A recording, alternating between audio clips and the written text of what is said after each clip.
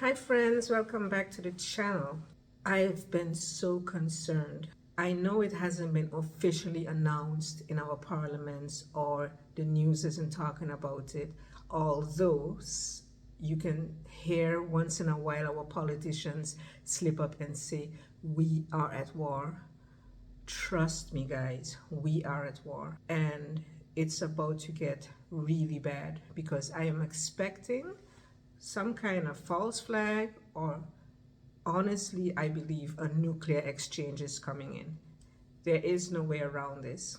The United States has sent 100 billion, wrap your head around that, $100 billion in aid and military weapons to Ukraine. And their defense minister has come out multiple times and their president has come out multiple times and said, we are gonna fund Ukraine, protect Ukraine to the end. Nobody's talking about peace.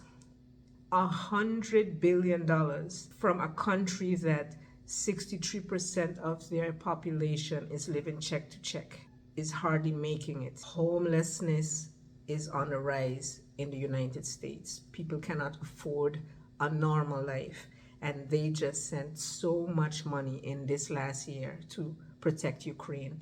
The EU also, Stoltenberg comes out and say recently, a few months ago as well, we are going to protect Ukraine. The freedom of Ukraine is essential for the entire world. They are determined to help Ukraine fight this war to the very end. The French president and the Swedish minister recently had a press conference where the French president said the victory of Ukraine is essential to Europe and to the entire world. Are you serious? The victory of Ukraine is essential for the entire world. For South America, for Africa, for South Africa, for Indonesia. What are they talking about? They continue to ramp up this war. Basically, you can say we are in World War III. This is not a proxy war anymore. I think very soon Putin is going to declare war on us, because from the history of studying Putin, he always takes things very slow. He warns, he talks about what his intentions are. He tries to sit down and negotiate. Whether you like him or not, that is his history. And that's exactly what's happening now. He's constantly warning the West to stop injecting into this conflict, to stop supplying Ukraine with weapons.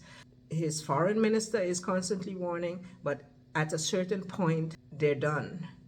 And this conflict is going to explode in the sense of the media will have no choice but to call it a World War III, because everybody's going to be involved in a bad way.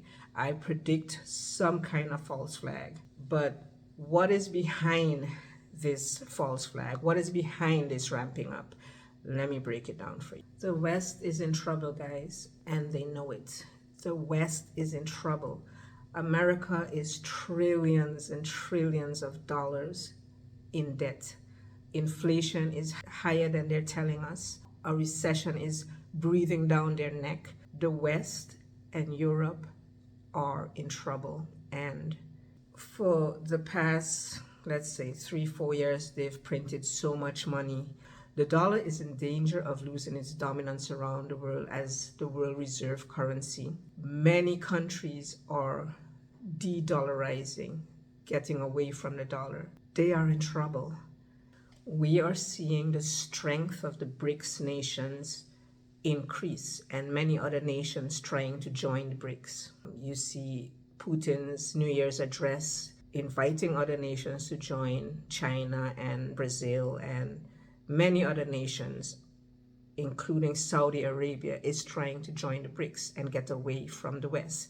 I don't know if you saw recently on the news, all the news stations are saying the birth rate in China has slowed down and the growth in China has slowed down, and that is such nonsense. China has over 1 billion people. Africa, also that's going towards the BRICS, have over 1 billion people. India, same thing. India's about to pass China, over 1 billion people. And what do we have here? America has 300 million. How much people does Europe have? I think 700 million. It's all about the numbers. They are way more than us over here. And together their economies are monstrous. The future is going in the direction of the BRICS. China and Russia has united the BRICS. They are tired of the West running the world and the way they are running the world. They are many and we are few. And their economies put together in that BRICS system will sink us further. And obviously, America sees this and they're thinking, how do I maintain my superpower status while the BRICS keeps growing?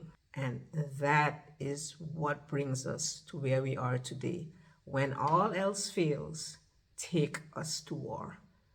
It happens over and over again. When all else fails, diplomacy, sanctions, get in your way. When all else fails, take us to war.